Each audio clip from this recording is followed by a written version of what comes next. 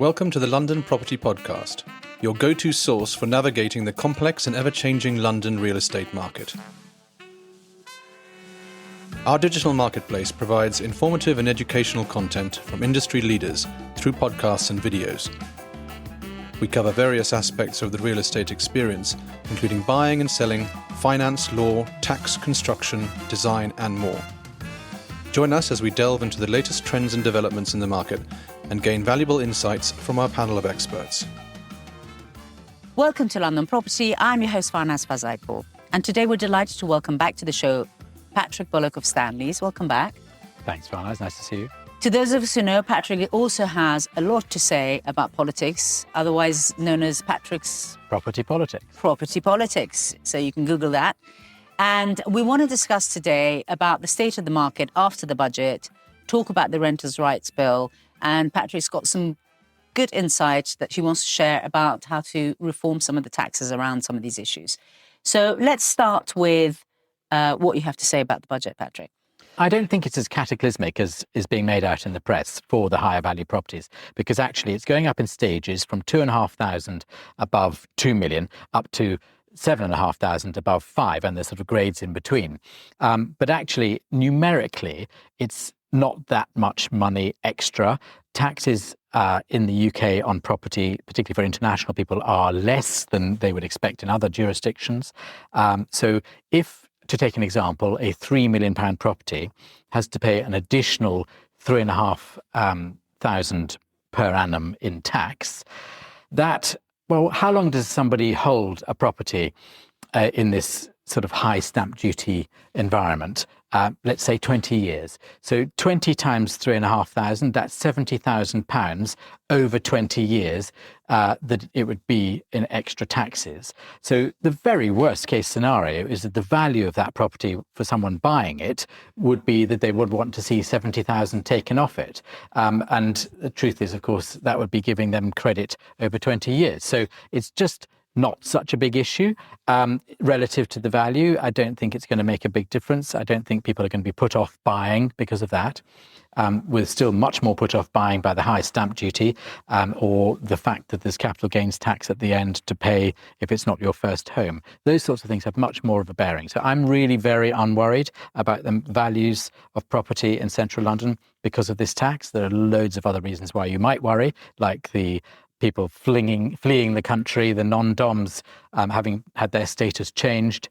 And it's not even about the people who are leaving. It's about the fact that no one has any desire to come to the UK to invest in this current environment. Yeah. But I'm going to hold you to something you said to me in another conversation that we had some time ago, which is you got what you wanted, the downsize kick, right? So if you're sitting in a property and it's worth over 5 million, suddenly you're going to have to pay £7,500 a year, and you are the older person rattling around in a big house on your own, then you're probably going to be encouraged to downsize. Yes. Which you were wanting. I think that's a good thing because it would free up the property for a more appropriate use. If you've got one old lady rattling around in a big Hampstead house, that isn't really a very appropriate use of that property. So I'm all for that. I think I have a theory about having an annual property tax, as I would call it. It's not a wealth tax. It's specific to property. And I think what you would do by having an annual property tax, which in effect is what a mansion tax is. Which is what's happening, it hopefully drives the behaviour of not hanging onto an asset for longer than you should. And that would apply to those who have 2 or 3 homes as well. You think, well, actually, do I need that third home? And you might sell it on accordingly and be put to better use. The knock-on effect of that is that if you've got more supply, then the prices don't go up at the same pace. But that takes me to another point of mine, which is that I don't think that as a country we've done ourselves any favours by focusing on everyone having to invest in property, everyone and always putting all their pension pot into property as they retire. What happened to investing in your nephew's new startup into digital business? No, Johnny, I'm not going to give it to you. I'm going to put it into property because it's safe as houses. That's how we in the UK have invested for the last 40 years. And in fact, actually, that brings me to another topic. sorry to go on, but is that one of the reasons why London property in particular has risen so strongly from the Thatcher era to now is that until 2015, a foreign buyer, a foreign national buying in the UK was 100% exempt from paying capital gains tax on if they sold the property. And that was almost unique in world terms. So when people were looking around the world to invest in somewhere other than their own jurisdiction, they'd look around, they'd say, oh, well, London's good, Paris is good, New York is good. Oh, but in London, I won't pay capital gains tax when I sell. I'll go there. And so we got a huge disproportionate investment into the UK, but London in particular, pushing prices further than they would have gone. Unnaturally. Yeah. Add to that it was in the Thatcher era that mortgages, and particularly interest-free mortgages, became available, and all and sundry were borrowing on a ratio and ratcheted basis, and that pushed prices up quite aggressively. They stopped in 2015 in central London. They went sideways. They've come down now. I don't know where the bottom will be exactly, but we have to get back to, and we are naturally getting back to, where UK people are the buyers, because foreign buyers simply aren't interested in the same way. And we really are potentially going to have to come back to a home market. Yes, which, I think that it's important, as much as we like to have our property prices go up and, but when you have an unnatural reason for the property prices to go up and then the locals are priced out of the market, it does make sense. And I think that a lot of the tax changes that have been made over the past, I would say, 12 years have been deliberately addressing that issue. I think they may well have been. And I think I'm not a fan of George Osborne as the Chancellor, because he was just a fiddler like Gordon Brown was before him. But I think that he did have and did see this as a long-term problem. And they couldn't just hack the market down straight away, because all the banks would have had lending that was greater than the value of the assets, and that would have caused all sorts of terrible trouble. Yeah. So they have had a deliberate strategy, I think, probably, of trying to reduce the values of property as an investment relative to other investments, and to hopefully, therefore, increase the attractiveness of more ordinary business-like investment, which would be better for the country if we were to not focus on property in quite the same way, and people's attention was turned to growth and enterprise and business, which is what we really need. Yeah. Tell me about another topic that you wanted to talk about in the budget. Well, okay, so the other one which could have an effect on the lettings market in particular is that they are putting an extra 2% onto the tax on profits on renting out property as a landlord. So most of our landlords in central London, you can't feel too sorry for them. They're on 40% or 45% tax rate. So on the property investments, they're going to have to pay 42 and 47% respectively. That's not going to have in itself a cataclysmic impact on their desire to be invested as a landlord or not, because it's marginal difference for them.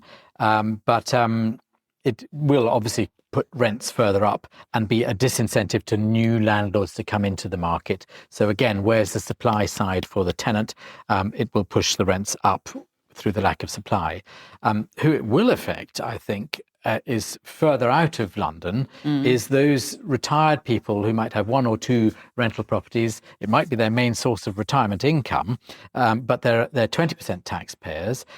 Their extra 2%, relatively speaking, is a 10% increase in their tax payment. Yeah. And so for them, that's important. Again, it's a disincentive for them to be in the market. So they may sell up or tip them into selling alongside all the other things that are going on.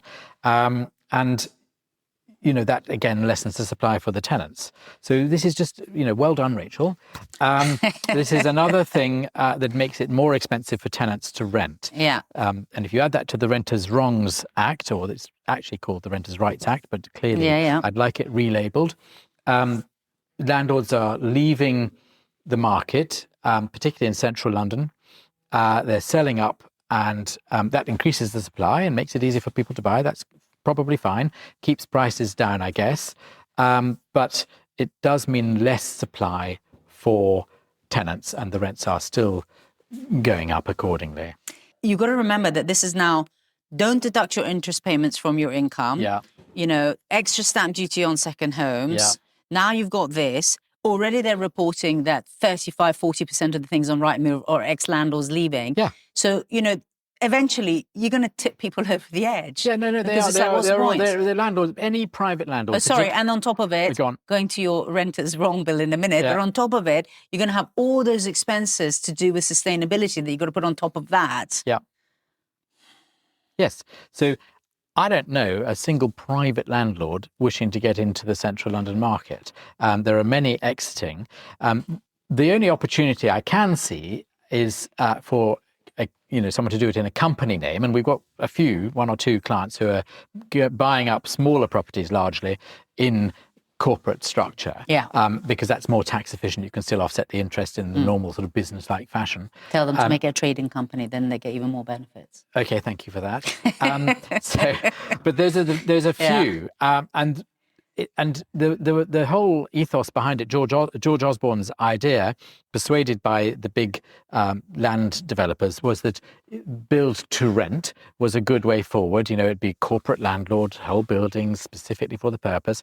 Yeah, that's fine in the peripheral parts of London and perhaps outside, market towns around the place with good transport. Blackstone are really enjoying that. That's good, but not in prime central London, because there is no site in prime central London where it would be better value or better return to build a build-to-rent property, because you've got to go right up.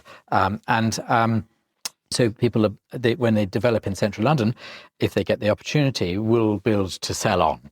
And so prime central London really, really struggling with rental stock. And I think there's maybe an opportunity for a more corporate structure to buy up high-end rental flats. But then they do take individual management, and that's where people such as yourself and myself come in. You know, our firms can assist corporate buyers of rental stock, but you'd have to buy lots of units in different places. You can't get one, but it's so difficult to get one building to do it. Don't you like to be able to do it? Well, the value creation is actually in getting them individually and putting them into a portfolio also. Well, indeed, you can by buying them up, and there are plenty you can pick up at the moment. So exactly. I do think it's an opportunity, and if you run on a sort of gearing of 30 to 50% and keep going on that sort of gearing, you'll always be in a pretty safe space. Yeah. So I think there is opportunity within the sort of adversity that we see. I agree. The one thing I would counsel against is, because I'm not certain that the values have hit the bottom yet, is on flats in buildings with high service charges. There are about 5 things that contribute to a long-term high service charge. One is porters, the second is swimming pools, the third is lifts, the fourth is gyms, and I'm trying to think what the fifth is. Oh yes, communal central heating systems. Those 5 things make this lead to a baked-in high service charge. Yeah. And that was okay if you were a foreign person and you wanted your property looked after while you weren't there, and then you came and there was a concierge service. That was great. But those foreign buyers are not there now. And if you were an investment landlord, you might think, well, it cuts into my net yield, but at least it's providing a good service to my tenants and I'll get the highest possible rent for it. Well, again, there aren't very many of those now. Yeah. So the homespun UK-based buyer, not necessarily English, but UK-based buyer, isn't very keen on high service charges. And so those properties with baked in high service charges are struggling price-wise and still dropping in my view. Whereas if you have a flat in a building with that doesn't have a lift and doesn't have a porter, period building without a high service charge, actually those prices I think they've dropped off, but they seem to have come to a sort of bottom level and are holding their value at this point, may turn up first. And ditto small freehold houses where people have control over the costs. Again, those seem to have stopped. Well, yes and no, until your roof caves in. Well, I know, but then you want to deal with it. The amount, if you were to put aside what you were going to put aside for a service charge on a flat and treat it on a house, it's about the same. It's about the same. Have a working fund. Fair enough. Yeah. And so those two, I think, are bottoming out, would be the first to rise again. I'm not so convinced about flats with high service charges. It is a difficult one. It is a difficult one, especially if you've already got debt to pay and everything else on top of it. Then it's a really big number, and I hear you. And the debt to pay thing is I think we've only got half a dozen landlords left who have mortgages, and there are very specific reasons why they're carrying on as rental properties. But other than that, most landlords with mortgages, private landlords with mortgages, have exited already gone. Yeah. So we've covered, the little in the budget that affects our market, but. So as a reaction to that, first of all, what are you seeing in the market? And also, what would you think is the next step? What's the next solutions? Okay, so we have found running up to the budget that no one was doing anything. There were a few tire kickers around looking to see what was available and whether they could potentially pick up a bargain somewhere. But beyond that, people are looking, but haven't acted. But the nanosecond the budget had passed, we've got offers coming in and activity happening. And they're not brilliant offers, but they are happening. So I think that, and London's always a very quick market. It's, sophisticated buyers, sophisticated sellers. Every 3 months, I say. Yeah. And you can't predict much further ahead than that in many ways. Yeah.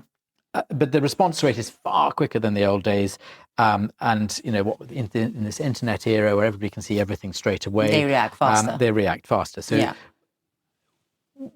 I think out in the countryside, and I have a personal interest in this, I'm trying to sell a property in the country, things are slower. We'll wait till the spring and then things will eventually... Are you near a school? Yeah, we are, very. Because all the people who can't afford the VAT are coming, 250 metres. There you go. But that aside, putting my personal stuff aside, the point is that the country market is slower still and more cyclical, more goes with the seasons. But in central London, the seasons don't matter. We just get on with it.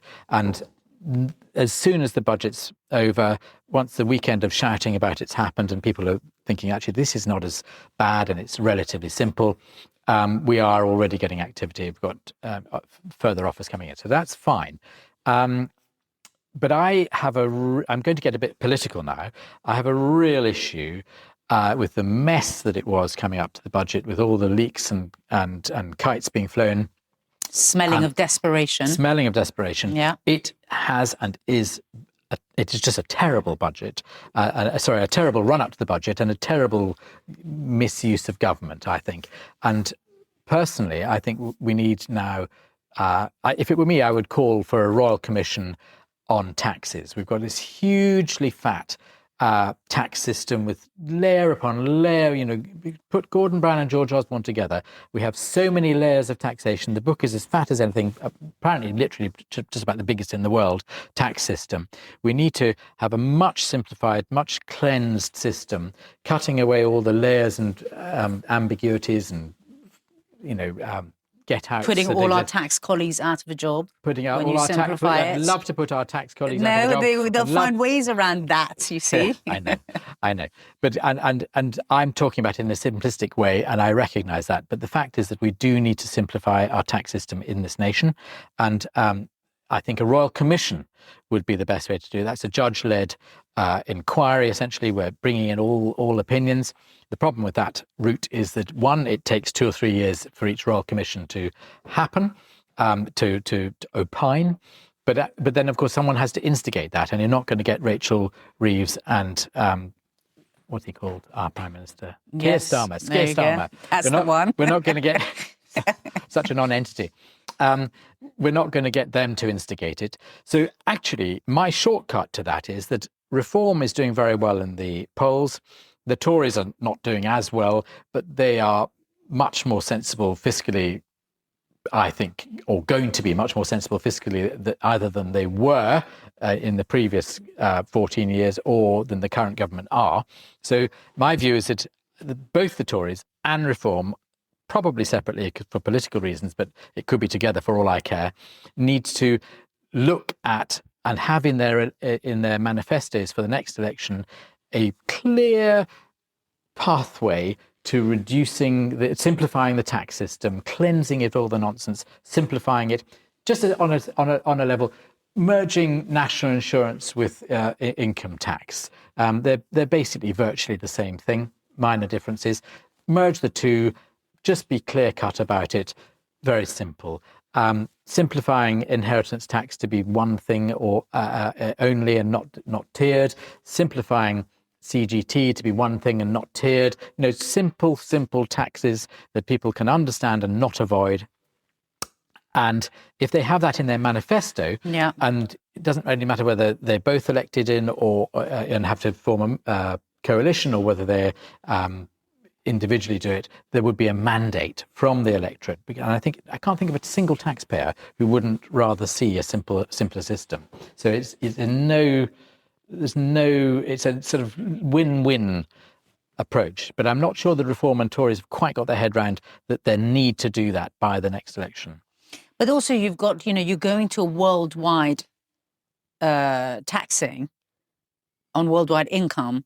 So that change also needs to be addressed. I mean, I always look at how motivated everyone in America is, because they've got so many things they can set off and they're like geared to grow. So, if you're going to charge people heavy taxes across the world on everything that they do, you've also got to think, how can I incentivize them to do more, to give more back, to be more charitable? There's a lot of, I mean, I'm by no way an expert, but I have heard that we've got the biggest tax, system anywhere in the world. Yeah. And that's one of the reasons for simplifying things.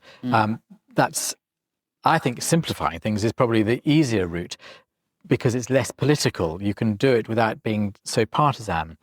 What is harder is the arguments as to whether you have a progressive, as it's called, tax system, i.e. it gets progressively more expensive the richer you are. You pay more the richer you are as a percentage. Or that is, the mainstream thinking. Or do you go the route of the sort of flat tax route, which is you charge everyone 20% all the way up on all their taxes, essentially, and there's no excuse. And so I think avoidance would go down. It'd be so simple, the accountancy costs would all go down, and we might actually end up getting more tax in. But that's very political and harder to achieve. I think the simplification is probably easier than that, even though I'm not saying it's easy. What do you think about the Renters' Rights Bill? Well, it's now become law, and I like to label it as the Renters' Wrongs Act. It's an act now, it's gone through Parliament. Most of the implementation comes in on the 1st of May next year, so we've got a little time to run into it. Fundamentally, what it's trying to do is to make tenancies more certain for tenants. Yeah. By basically binding a landlord in for a year, and then the landlord can only get it back for very specific reasons unless there's something gone grossly wrong with the tenancy, like horrible rent arrears. And the main two reasons are, one, that you want to sell and have a legitimate reason to want to sell, in which case you have to give 4 months notice after an initial fixed period of a year, or that you want yourself or a close family member to move back into the property. Those are the two main reasons why we're to get it back. Well, rent arrears and antisocial behaviour as well. Yeah, there's those, but those are sort of exist already and may be difficult to prove. There's less certainty about those working as a way to get it back. I think most landlords have to think that actually I'm renting this out. If nothing's going wrong with the tenancy, the only two reasons I've got to get it back are because I want to sell it, or because I want to move into it, or my children or something move into it. Yeah. So to be a landlord, you have to be very committed. And there are some sort of mom and pop landlords who, have got properties either by accident or have had it as their pension investment, but are thinking it's all too much now. Part of the Renters' Wrongs Act is that landlords have to be on a database, basically give their inside leg measurement to the government. Yeah, but not till a little bit later. Not a little bit later, but it's still yeah. it's still We've still got coming. some time for that part. We've still got that will come through in the next couple of years. Yeah. It's coming. But the point is, it's kind of more onerous to be a landlord, even more onerous. And we've already talked about the tax advantages having been taken away, not even advantages, just the tax offsetting of interest has been taken away already. So there's really very few reasons for a private landlord to stay in the market. It's going to be very much more corporate. I think we've already talked about the fact that central London will suffer from that. But the other thing here is that currently, a landlord can commit to a 3-year assured short-hold tenancy with the tenant, and the tenant can know that the landlord is committed to 3 years and can't get them out. But under the new legislation, by statute, by law, the landlord will be able to give notice after a year. So I'm not sure how that is a greater commitment to the tenant. But you can only give notice for specific reasons, Specific reasons, right? true. But not like somebody I spoke to on my way in who's giving notice because they're paying 2,400 and it's gone up to 3,800 in the neighbourhood because I better do it quickly before the act comes in and get them to leave. That's crazy. That's happening at the moment, and we're seeing rents escalating accordingly. And that's a bit of an abuse of the system. But it's a sort of knock-on effect of the legislation. But I'm talking about the fundamentals are that actually, whilst the intention is to make it more certain for a tenant, actually, in reality, a landlord can't make that 3-year commitment anymore. Can only at most make a year's commitment, and then the tenant is exposed to the possibility that the landlord might want to legitimately give notice because they want to sell or move back in. That wasn't there before. The tenants, on the other hand, only have to give a commitment of basically 2 months. Well, they can give 2 months notice at any time in the tenancy in line with the rent due date. So actually their initial commitment is to 3 months, and then after that it's a rolling 2 months. Well, why is the initial commitment 3 months? Because you can't give notice until the tenancy is started, and then you will have passed the first rent date, and so you're committed to, in effect. Oh, I see what you mean. Then on the second rent date you can give 2 months notice. Yeah, you're going to give 2 full months on or before a rent due date. Got it. So there's committed to 3 months. Yeah. And then they're a rolling 2 months notice.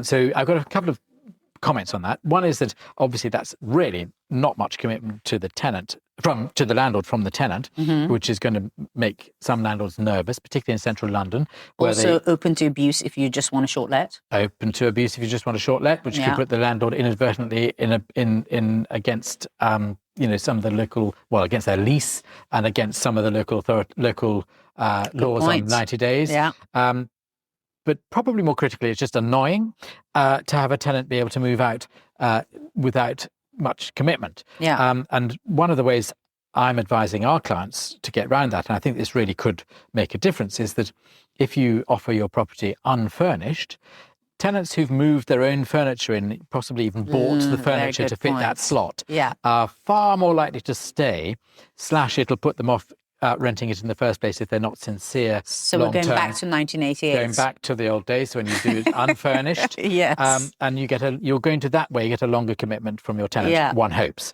It's not foolproof, but it's going to see the intent. So invest in furniture rental companies. I don't think tenants will rent furniture. Well, mind you, that gives them the flexibility again, doesn't it? Yeah. Just cancel the contract. I think tenants who either, over the years, what will happen is that tenants will build up their own portfolio of of furniture, which they'll bring with them when they move. But they will move less frequently if they've got a whole load of furniture to take with them. That's a very, very good point. So that's what we're advising our clients who want to stay as long-term landlords. That, to have no mortgage because you can't offset the interest anymore. Well, unless you're in a corporate name. And if you're in a corporate non-natural structure, person if you're not a natural person, you can borrow in the usual way, offset the interest in the usual way. That is really the way forward to be a landlord in central London. And I think there's actually an opportunity there. But the Renters' Wrongs Act, the net effect is that landlords are leaving the market and the rents are going up. And the landlord will be able to ask a rent. And then if they've got 2 or 3 people interested and prepared to pay more, they can't accept more than the asking rent. So asking rents will go up in the first place to avoid that situation. So the whole ethos of negotiation will change. Rather than putting something on at a round number, £5,000 a month, when you think that you might get a little bit more because you get 2 or 3 people interested, you might push up to 5,500 a month. You're now going to have to ask 6,000 a month in order to try and get the 5,500 a month, because people. And then 6,000 starts becoming the new normal, so the prices go up anyway. Yeah. And there's a whole thing about you're going really high to try not to have to negotiate over asking price. Therefore, you're pushing all the prices up higher, even correct than they already are. And then so what is publicly available on Rightmove, Zoopla, and on the market, the 3 portals, will be more highly priced, and the tenants will not be able to really know what the real market price is until they've done the negotiation. And then when it comes to rent, you're allowed to, under this new system, the landlord is allowed to serve notice upon the tenant no more than once a year to have a rent increase. Because they become rolling contracts, don't they? They're rolling you don't contracts, have to do the contracts that's right. again. They're rolling contracts and there's no renewals. But once a year, the landlord will be allowed to ask for a rent increase. They don't have to, but they can do. But it's got to be a fair rent, a fair market rent. And so landlords will have to think carefully about this, because if you try to ask for too high a rent, what they need to understand is that the tenants will have a new right to push it out, to push the rent increase proposal to basically judicial review. It's called first tier tribunal. They'll be able to pass it to a tribunal to adjudicate as to whether that rent is fair. And whereas in the current system, if the tenant does that, the adjudicator, the judge, can turn around and say, well, yes, that rent is fair, and yes, you have to pay it back to the date that the notice was served. Under the new system, it will only be from the point of adjudication that the rent will go up. So the tenant has every motive, really, to push to tribunal, because even if it takes 6 months, 9 months, and it will take that long, at least probably even a year, to come to review, they will have had the same rent as they originally had for that time, and the landlord will not get the rent increase for that year. So the landlord has to think very carefully about just doing a very fair, reasonable, doing the research and putting only the rent up by reasonable amounts, probably in line with inflation, or if they can show the data, in line with the other rents, real other rents in the market. So this is all to do with the short-hold tenancies? Yes. So we're going to have a different market above short-hold tenancies. And also... looking at our own investments as a family, before I had this conversation with you, I was like, what's the big deal with the renters? Because, we've been rental investors for 40 years. Yeah. So for us, having someone there for a really long time, that we don't want them to leave and they pay us monthly, so what, is okay. Yeah. But the only part that I was thinking how to address is the fact that people could abuse the system and actually know full well they're going to be here for 2 months, get themselves into basically what would be the equivalent to paying 50% of what they should pay for a short let, and then going into long lets to do that. So that's the bit that I'm thinking, can we put in the contract that should you break the contract, within the first 3 months, then there's this penalty within this. You won't be able to do that. You won't be able to do that. There is, I think, if you do want to go the furnished rent route, then you may be able to charge an elevated rent, because there's very definitely a market for people who don't want to have their own furniture. So, a landlord can sort of choose, I want a long-term steady tenant with a less risk that they're going to leave quickly. So I'll do it unfurnished. Farnaz landlady, want to get the highest possible rent I can. I'm going to do high quality furniture. I'm going to rent it out at a higher rent than I would do for if it was unfurnished. But I'll take the risk that those tenants might turn over more quickly. So it's a choice. That's a market choice, and you could go either way. But most of our landlords are long-term investors who would really rather see that there wasn't the hassle of the change on that. It was really great to have you on the show. And for our listeners, we are a platform that helps people manage property wealth, and we collaborate with specialists like Patrick in all aspects of property ownership. So if you do need assistance and you want someone to guide you in the right direction, then do please get in touch. Thanks for tuning in to our latest episode of the London Property Podcast. Head over to our website where you can browse our exclusive network of top experts driving the market. As a member, you'll have direct access to our experts and their networks. Our award-winning content will help you choose the right professionals for your needs and make informed decisions about your investments. Personal recommendations are a powerful tool in connecting with trusted professionals. Let us introduce you to the right people to help you achieve your real estate goals. Contact us now to learn more about becoming a member and gaining access to these valuable resources, or joining our directory of experts.